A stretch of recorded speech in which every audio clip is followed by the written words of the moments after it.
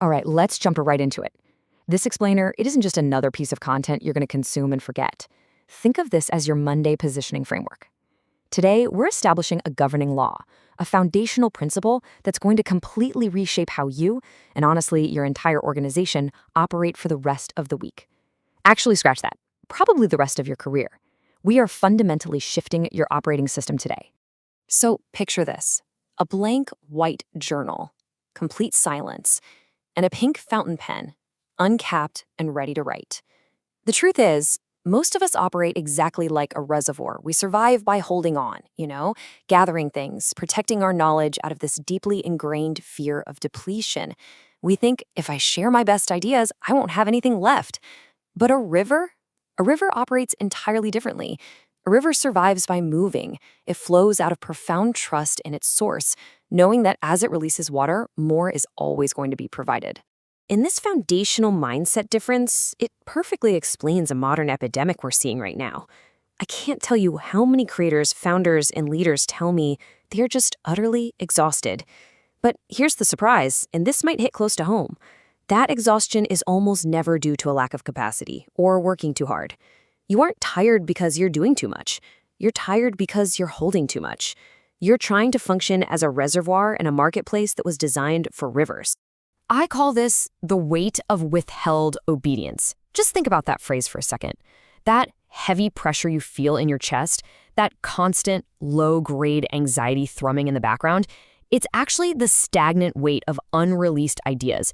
It's the pressure of those unfinished books, the hidden frameworks, and the systems you know you should have delegated or shared by now. You are literally carrying things that were meant to be released a long time ago.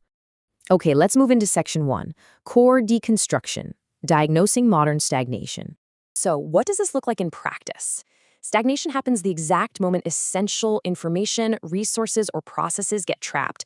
When they aren't allowed to flow freely through you or your organization, decay instantly begins. And this usually shows up in 3 primary forms: creative, operational, and spiritual.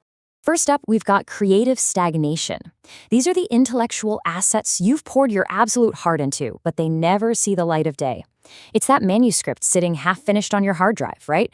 Or maybe it's that online course you built but never actually launched because it wasn't quite perfect yet. Listen, keeping these creations hidden doesn't protect them. It ultimately suffocates your creative potential and actually blocks your next great idea from coming through. Next is operational stagnation. And man, this is a massive issue for businesses. This happens when essential workflows and standard operating procedures are confined to personal notebooks. Or worse, and I see this all the time, they're trapped entirely inside the founder's head. When knowledge cannot circulate, your business hits an absolute ceiling. It creates this huge bottleneck where you simply cannot scale, because everything relies on the reservoir, which is you, instead of flowing freely to your team. Then, we have spiritual stagnation.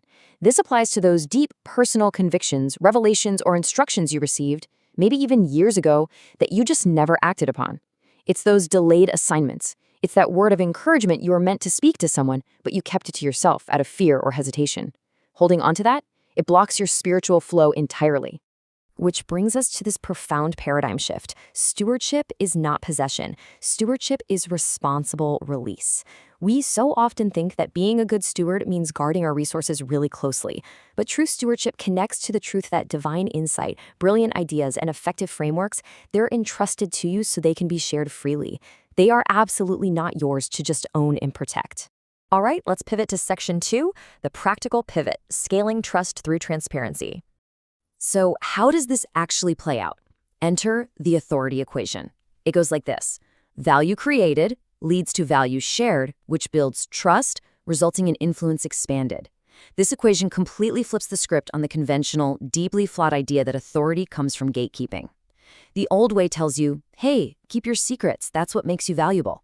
But the new way, the flow of the conduit, it says the exact opposite.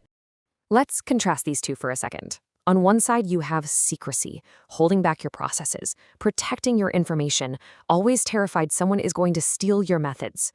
But on the other side, you have demonstrated clarity, openly revealing your processes and explaining the path to others. And the reality is transparency, your willingness to openly reveal exactly how you do what you do, that is what actually builds profound, unshakable trust with your audience. I absolutely love this next point. The person who explains the path becomes the guide. The guide becomes the authority. By transitioning from someone who just hoards knowledge into a transparent guide who generously shares the how-to, you naturally become the recognized authority in your field. You don't have to demand authority anymore. It's freely given to you by the very people you're guiding. Ultimately, the law of the conduit aligns perfectly in two different spheres. The marketplace heavily rewards transparency with trust, sales, and influence. And simultaneously, the spiritual kingdom rewards the faithfulness of releasing what you were entrusted with in the first place. Both of these spheres demand movement over accumulation, which leads us to Section 3, Pipeline Activation, Breaking the Dam. It is time to shift from merely recognizing our stagnation into the conviction of immediate, responsible release. So I want to challenge you right now. Look at your current operational state. Are you operating as a reservoir or a river? Be brutally honest with yourself here, because there is absolutely no middle ground. You are either holding out of fear or you're flowing out of trust. So what are you going to release today? There's this incredible piece of ancient wisdom in Proverbs 11:24 that says, "There is one that scattereth and yet increaseth." It seems totally counterintuitive, right? But it is the core doctrine we've been exploring throughout this whole explainer. True increase only follows distribution. You literally have to scatter your seeds, share your knowledge, and release your frameworks if you ever want to see multiplication. Okay, so here is your direct assignment. I'm issuing the Break the Dam challenge right now. Before this day ends, I want you to release one thing. Just one. Publish that article you've been over-editing for 3 weeks. Send that business proposal.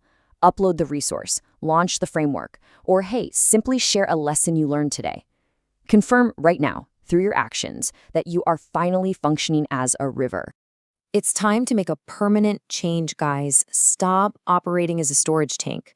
I'm inviting you to visit wordpower.com.ng right now to access the exact structures designed to help you process, publish, and execute consistently. It is time to become the conduit you were always designed to be. So I'll leave you with this. What is the one thing you are holding on to right now that could completely change someone else's life if you simply let it flow? Think about that. See you next time.